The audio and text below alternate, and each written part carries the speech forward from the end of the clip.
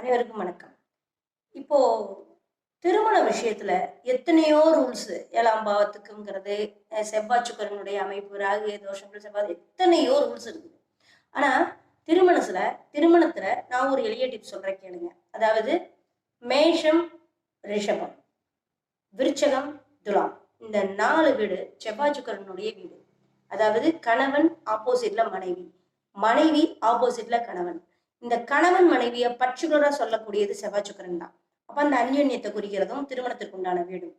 இந்த 4 ராசிகள், அதாவது மேஷ, ரிஷபம், விருச்சகம், துலாம், இந்த 4 ராசிகள்ல பாவ கிரகங்கள் அதிகமாக இருந்தாலும், சுபர் அதிகமா இருந்த பிரச்சனை இல்லை, பாவ கிரகங்கள் அதிகமா இருந்தாலும், சூரியன், செவ்வாய், ராகு, கேதுகள், சனி, இந்த மாதிரி அந்த வீடுகள் திதி சூன்யமாக இருந்தாலும், மாந்தி அமர்ந்தாலும் திருமண வாழ்க்கையில ஒரு பிரச்சனை இருக்கு.